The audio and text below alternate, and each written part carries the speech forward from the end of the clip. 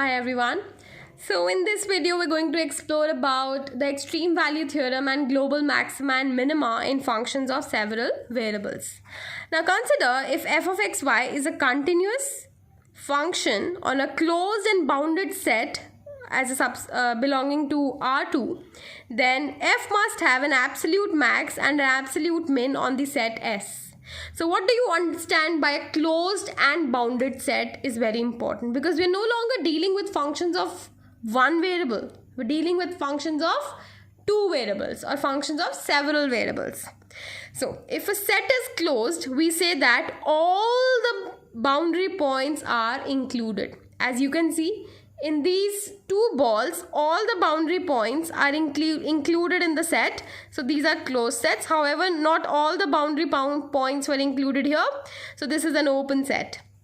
And we say that a set is bounded if it can be contained within some rectangles.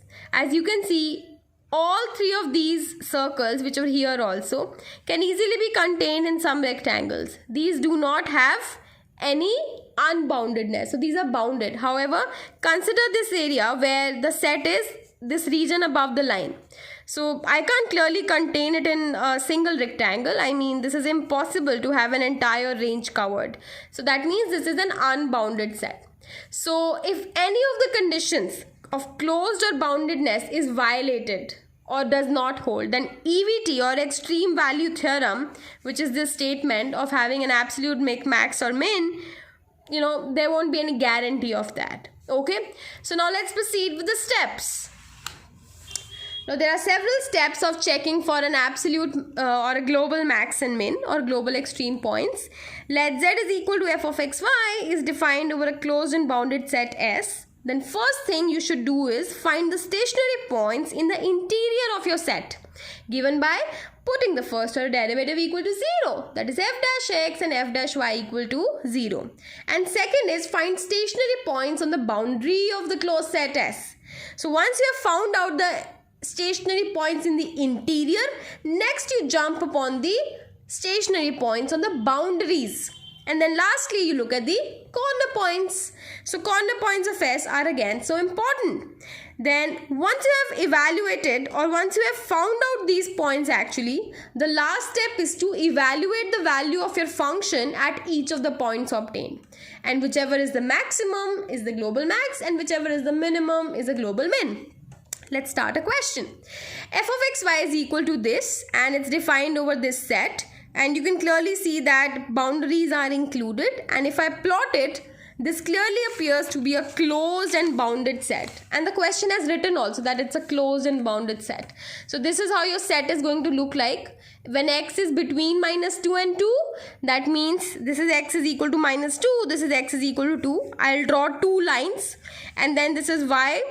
Y is between -2 and 2. Again, y is equal to -2. Then this set, this region is my set S, where the function lies. Okay, and this is closed and bounded, so clearly extreme value theorem is applicable.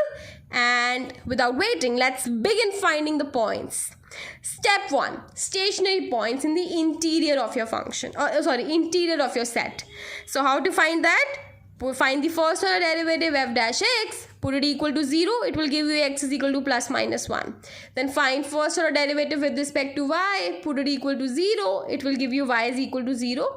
So the interior stationary points have come out to be when x is 1, y is 0, when x is -1, y is 0. Always remember, we're dealing with functions of two variables. You do not have to find out just one x or one y. So basically you're dealing with coordinates. You need to find stationary points in this format now. Okay? Now step 2. You start looking for the stationary points on the boundaries. What are my boundaries? 1. My boundaries are these lines. Y equals to 2, y equals to -2, x equals to 2 and x equals to -2. So this is here. So step 2 is finding out the stationary points on the boundary. So I have 4 cases depending upon 4 boundaries. Case 1, y is equal to -2 is my boundary and x can be any number between the boundary -2 and 2. So I'm considering a particular boundary y is equal to -2. However, x can take any value in the set S. Now, your function will become, so what do you do while you are evaluating for stationary points on the boundary? You pick this value, you substitute this in your function, and your function will then become a function of one variable.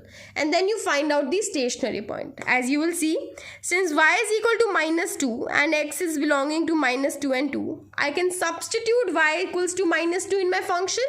Your function was 1 upon 3 x cube plus x minus y square. So instead of y, I can write minus 2 now. So this will become function of one variable, that is x, g of x. Then you find out its stationary point, that is g dash x equals to 0.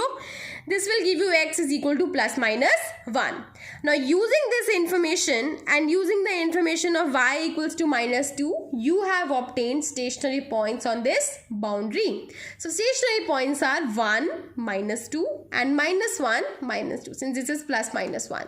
Second boundary of y equals to 2 and x can be any number on the set S. So your function will now become, instead of y, I'll substitute 2. My function will be this, g of x. Again, finding out the stationary point by putting g dash x equals to 0 will give me x is equal to plus minus 1, and stationary points will be 1, 2 and minus 1, 2 right here.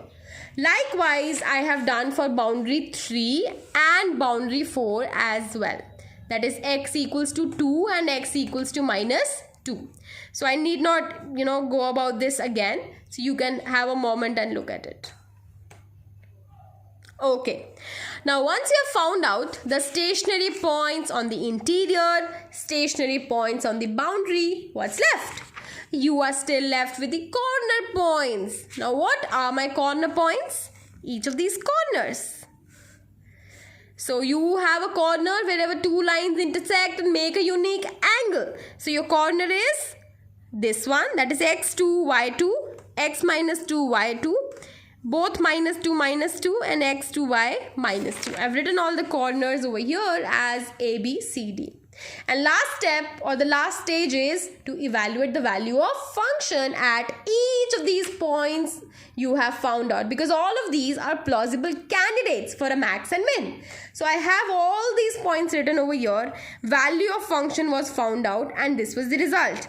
Maximum value is 2 by 3. So my points of global max are 1, 0 and minus 2, 0. Minimum value is this. So my points of global min are minus 1, minus 2, minus 1, 2, 2, 2 and 2, minus 2. Let's do another question. Find the extreme points and extreme values for f of xy defined over S when f of xy is equal to x square minus y square. So your function is your function is x square minus y square and your set is x square plus y square less than equal to 4. Since this set is closed and bounded, we can say that extreme value theorem holds. So how to draw this set? What is this? This is an equation of a circle with a radius of 2. So I draw a circle over here with a radius of 2 on the either sides. So this is 2 over here, minus 2 and minus 2 right over here. And then I'll proceed. So this is my set and this is my function. Step 1 is to find out stationary points on the interior of your function. Function is x square minus y square. For the interior, put first order derivative equal to 0. You will have 0, 0 as the point. Second step is to find the stationary points on the boundary. Now, boundary is no longer given to you in some linear formats. Boundary is given to you as an equation. An equation of boundary is x square plus y square less than equal to 4. And when you are to look at the boundary, you'll put it simply equal to 4. Okay? Not less than equal to. That's this range or that's the boundation imposed. But when we are trying to look at from the viewpoint of an equation, we write at this. So that's an inequality, but this is an equation. X square plus y square equals to 4. And now when you have to find out the stationary points on the boundary, you will make two cases.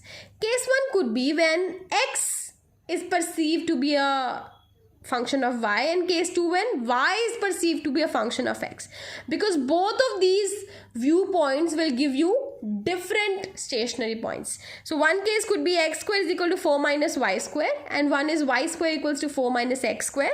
So in case 1, when x square is 4 minus y square, I'll substitute this x square in my function. Function was x square minus y square. You write x square as 4 minus y square. This becomes 4 minus 2y square, which is a sole function of y. And then you find the stationary points. By putting g dash y equals to 0, it will give you y equals to 0. So when y equals to 0, what is your boundary value? Boundary value is x square is equal to 4 minus y square. That will be 4 minus 0, that is 4. So x will be plus minus 2. So points are 2, 0 and minus 2, 0. It's a good question in the sense that it taught you that boundary need not always look linear in nature. Second boundary, y square is equal to 4 minus x square. Same format, just as I solved this one. Okay, so you can go about that. And what you will have is 0.02 and 0 minus 2 from the other boundary. Now the question arises, basically the third set of candidates are the corner points. Ask yourself, does a circle have any corner? No. A corner is made as an intersection of two lines making a unique angle, but the circle has none. So boundary is all we had. So I have all the points found out as my candidates right over here. I'll evaluate the value of function and this is my answer. 4 was the maximum, so global max is found at 2, 0 and minus 2, 0. Minus 4 was my minimum, so 0, 2 and 0 minus 2 are points of global minimum. I am giving you 2 questions for homework if you happen to have Hammond with you. So try to do example 17.4 and 17.5 from Sitzsater and Hammond. Thank you for watching the video.